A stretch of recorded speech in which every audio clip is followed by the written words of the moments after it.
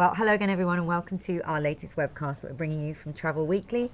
I'm with Neil Swanson, who's Managing Director at TUI, and we're in Calvia. This must be quite a big destination for you, isn't it, Mallorca? It is, massive destination for us, yeah. It's been a while since I've been to Calvia / Magaluf. Well, same. I think I was at a phone party the last time I came here.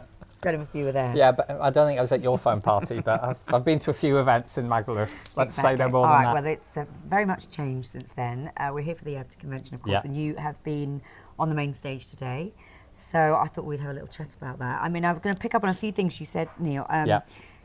Let's first of all talk about trading. It's what everyone wants to know about. You talked about it being very competitive, was your word. You talked about, we heard earlier actually in the business breakfast about the family market being tricky. It's obviously a much later booking market. So just tell us what you're seeing, and particularly obviously going into next year, what your predictions are. I mean, I guess the great news is that our industry is very resilient. It's a great place to be holidays because people want to book travel. I know that's boring because everyone says it all the time, because it's true. Yeah. And you think about the moments in your life that make a difference with your family and other loved ones. It's travel that you talk about, and that's why people don't want to give it up. There's not some rocket science to it. It is just crucial to what people do. Yeah. But what we're seeing is it is very competitive. We've seen some big capacity increases in the UK market, as I think we all know from the ATOL numbers.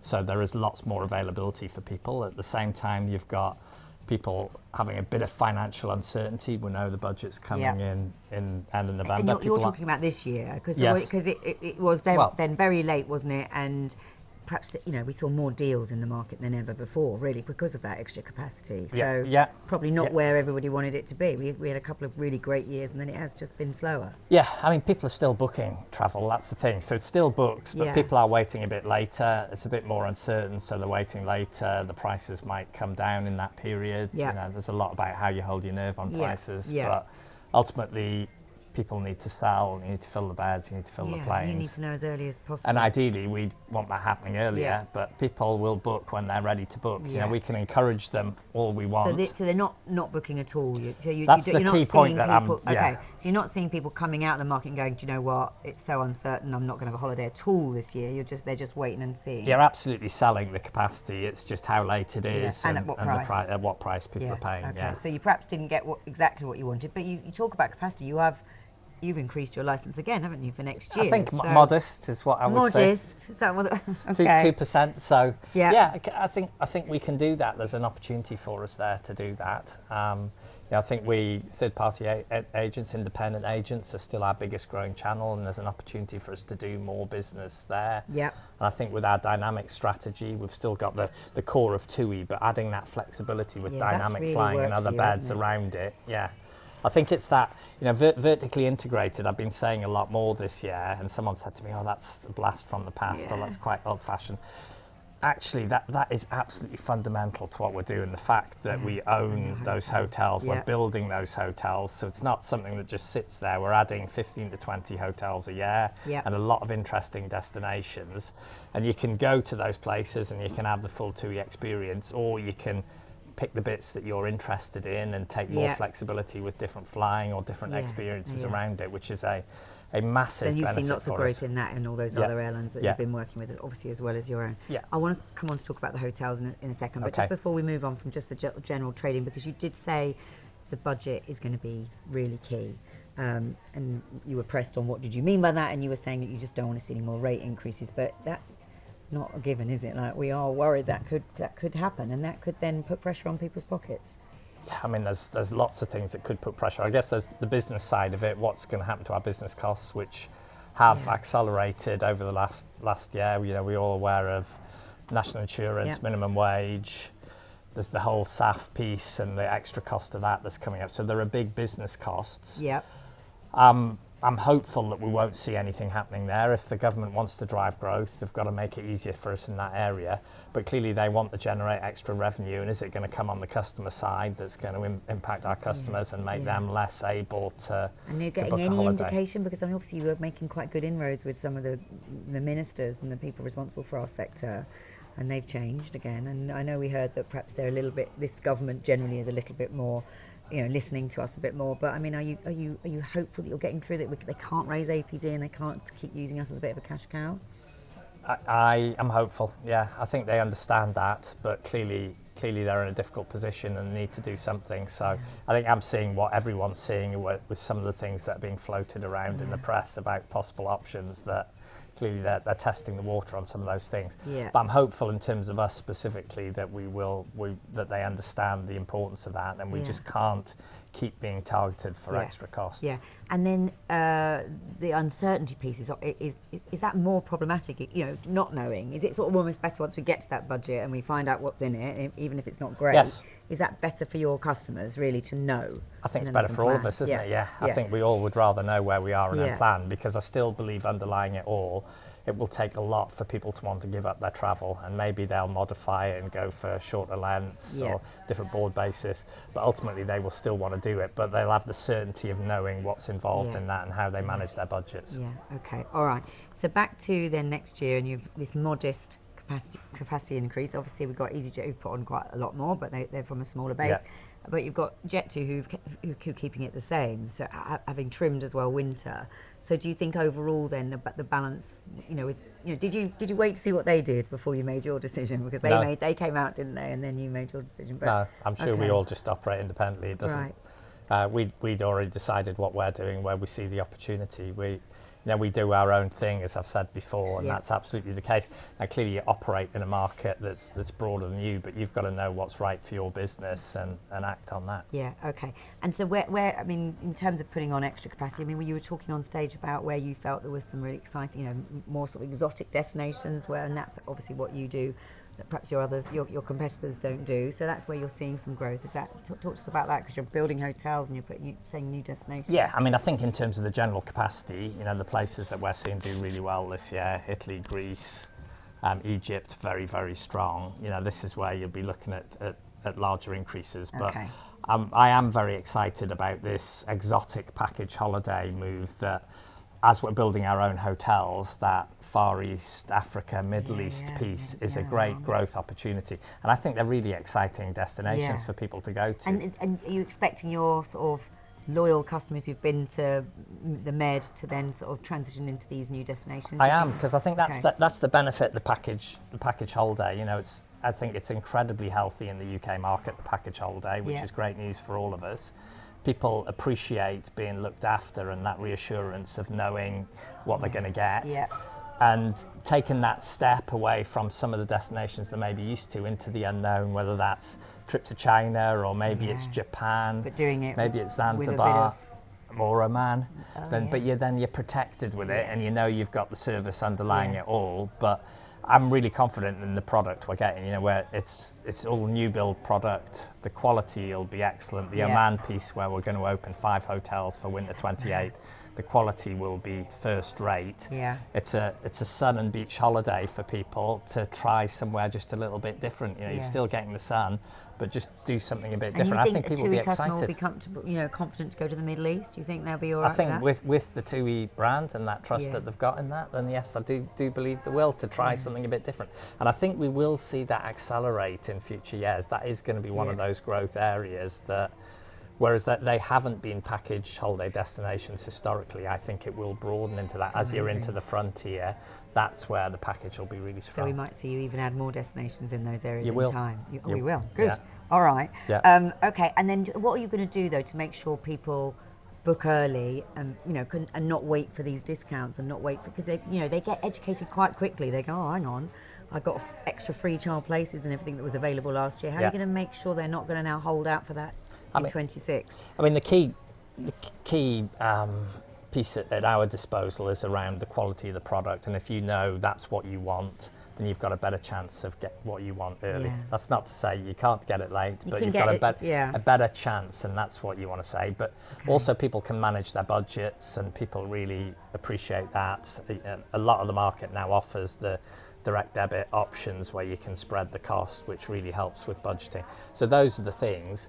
But ultimately, if someone doesn't want to book till January, the chances of getting them to book in the previous August are so they'll probably tough. Book when they're used to booking, or when they're prepared to. We can offer some discounts and incentives, but often that's not enough to actually tip the balance when someone's thinking, this is when I'm prepared to commit that money. But if we've got the budget at the end of November and then going into January, are you still going to have a big peaks campaign? Because we always talk about how it's flattening out, but people are still focused, aren't they? I've heard that, and let's just be really clear. When we talk about people moving into the shoulders, we're talking about very small elements of movement. You know, the summer holiday peak is still massive. The January booking peak, I can promise you, will still be absolutely massive. People knowing they want to do that. That's part of the tradition of you finish with Christmas, then I'm on to booking a holiday. And let's, long may that continue. That's great for all of us. It's one of the most exciting times of the year in travel. Well, for us that won't be any different. Okay, good. So you're not going to tell us about your peaks campaign, are you? Going to give us any little teasers? No. Sorry. Right, I tried. Yeah. But what we should say is that you said third-party agents, fastest growing channel, so they'll be a key part of driving that volume for you absolutely in critical, that period. Absolutely critical. So what would you want to just talk about your plans then for that channel? Because I mean that's our readers. They would like to hear from you what your plans are. It seems to have been more and more. You've added more people into that team. But what else will you be doing? I think that is the team the right size, because I've been talking to a lot of agents here, and that's really useful for me. It's that feedback of understanding what agents want, and I have had a couple of people say to me, would like a bit more support. So your trade hub is great, where I can go on and read about your product, and yes, you've added river cruise, and yes, you've added ski, but there's no substitute for some face-to-face with people in a shop. So I think that's really valuable. So we'll be looking at that before we get to peak.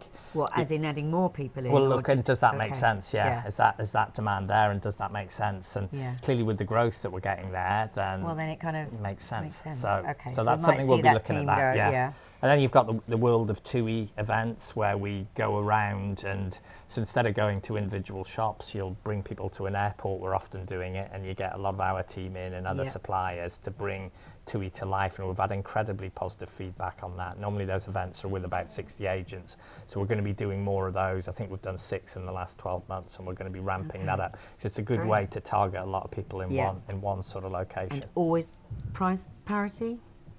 Do you want to talk about that? That's what really annoys agents, isn't it? If they've worked really hard for you and then they find their customer I could get this cheaper online.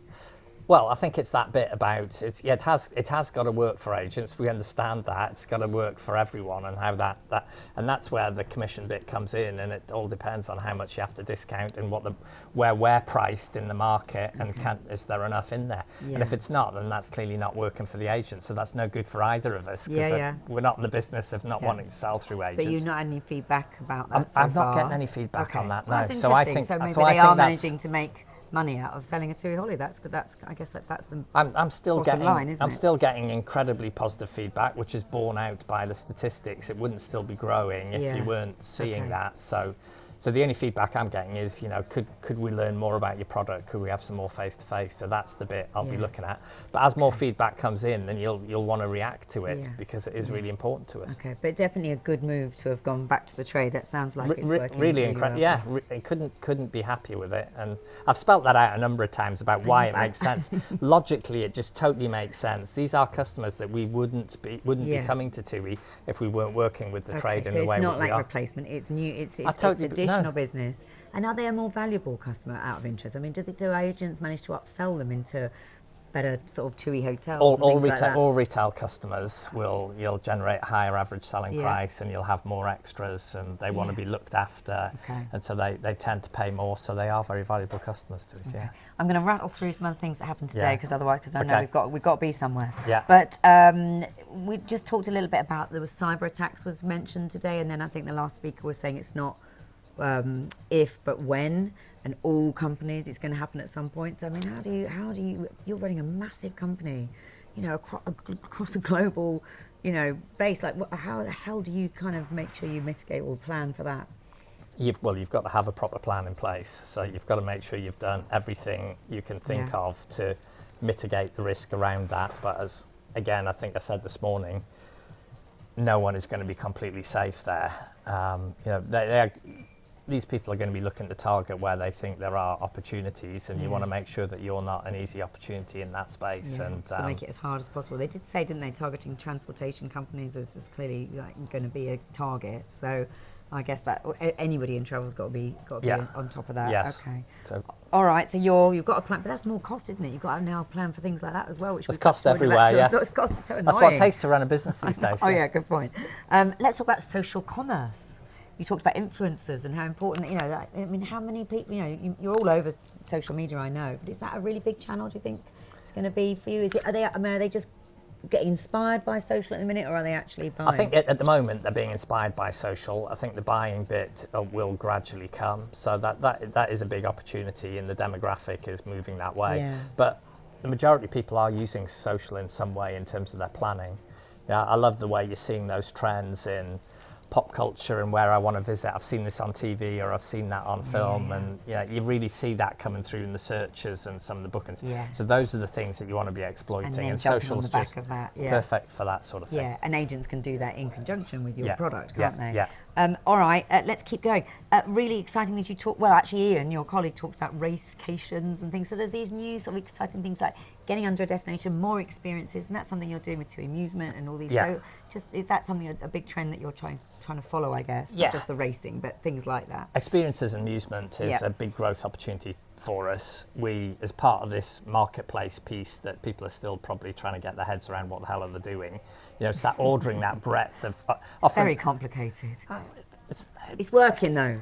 It's working. I would say it's core TUI dynamic around the outside to broaden and add flexibility, and then there's the additional products, and amusement and experiences are one of those things that get people in more often. If you're booking a package holiday maybe once a year, maybe more often, maybe less, you want things that you can interact with people more regularly, and that's where city breaks and accommodation only experiences come in. And the experiences are very powerful. I mean, the marathons, whether it's the Palma Marathon or the Rhodes Marathon, we're also doing that. Again, they're at end of seasons, so they help to pull people out into the shoulders a little bit, so they're really valuable in that way. Oh yeah, no, we were talking about those shoulder seasons and the climate change issue, and at Future Travel we were discussing this, and you were saying actually you don't. It's not a massive business, people trying to go into the shoulders because of the heat. Maybe Steve said today, didn't he, about the price might be an issue. But I guess it's good for you to put it out further, but it's not massive. Yeah, these are tweaks that I think sometimes people hear it mentioned and think suddenly they're getting this massive exodus into those periods. You can see more interest there, so there's a gradual piece, but it isn't huge at the moment. We'll just have to wait and see how that goes. I do think the financial piece is probably a bigger driver at the moment than climate, but over time, whether the climate will come in more. This is where you've just got to be agile and watch what's going on and react to it is all you can do. But we're not going to suddenly see loads of sort of Scandinavia in your summer I don't think so. Program. I don't think so at the moment. Fair enough. I've got to ask you about what happened on stage today. I feel for you because I think every event you go to at the minute, you're sort of, you have to face these protesters around animal rights. And it's every time you're an event. So do you want to comment on that? I mean, your competitors have pulled out of selling those tickets. Is it something you're going to have to look at, do you think, or are you still going to stick to your guns? Well, it's an incredibly sensitive issue, and I understand that it's very important to a lot of people, and everyone's got the right to say what they're thinking about in the free speech. So, and that's all fine. We do take it seriously. We only work with marine parks who we audit regularly. Yeah. They need to adhere to global welfare guidance for animals in tourism. It's a really important part of that, and if they don't, then we don't work with them. Yeah. But if they do, we think that's acceptable. We're keeping that under constant review and seeing how things develop. Yeah. And all I'd say is this is a broad TUI decision, so this isn't something that the UK market will say we're doing this, or all TUI markets will move as one if we decide to do anything. And you don't feel pressured that your competitors have kind of changed their stance, and you're kind of like the only one of the big guys left doing it. So we based on the fact that we're auditing and we believe that they're adhering to that guidance, then we believe we're okay to be selling the parks. And I guess there must be demand, therefore you wouldn't be doing it if it wasn't the customers are demand, booking it, yes. Yeah, okay. All right, let's end on a high. Thank you for answering that, though, because it was obviously quite high profile today. But just, I guess, your predictions, what are you most excited about? What do you think are the biggest challenges? I mean, other than the budget, obviously, but what just looking ahead to next year, what are you most excited about? The launch of so we've talked about the global curated leisure marketplace. we haven't really gone above the line to tell our customers about that in any major way. So we talk about it in the trade a lot and in the industry, but we haven't really told people about what we're doing and how we're changing. And so it's only going to start exploding and really happening when we do that. So you can expect something along those lines next year where we start to tell people. So next year, what do you mean, like TV campaigns and all above the line kind of? Proper, yeah. Full proper. Proper media, man. Proper media. You've got all Geordie on me. Okay, so, but you were always on telly, but so what's going to be different? Because you're always on telly, so explain, saying... We're going to be telling customers about the breadth of what we're doing. So those things are there, but we don't really tell people that we're doing all of those things. All the different things and all these new destinations and all these... Yeah, I mean, take the dynamic piece and the flexibility of flying that we're offering, the Ryanair piece. The NPS on Ryanair is just behind TUI flying, so it's a little bit worse, but not appreciably. So customers who are using that offer are enjoying it. It's great. But some customers still wouldn't think to come to TUI for that flexibility. They think we're just an end-to-end TUI service. We need to start telling them that we are more than that. You're doing an awful lot. I mean, all the things we've talked about, there's a lot to tell. So how do you get that across? Is it going to be targeting different elements You'll of have what to wait and see, Lucy. Okay, well, the marketing gurus are working on it as we speak. All right, so and that's going to be for January. We'll see. No, something not then. necessarily January, next year. But next year. Yeah, that's a bit vague. All right. Well, I guess we'll that's me all over, isn't it, Lucy? No, you've done well. You've done well. We've got a lot of detail. Thank you. Lovely to chat Lucy. to you, and we've now got to be somewhere, so we've got to go. Thank you very much for joining us.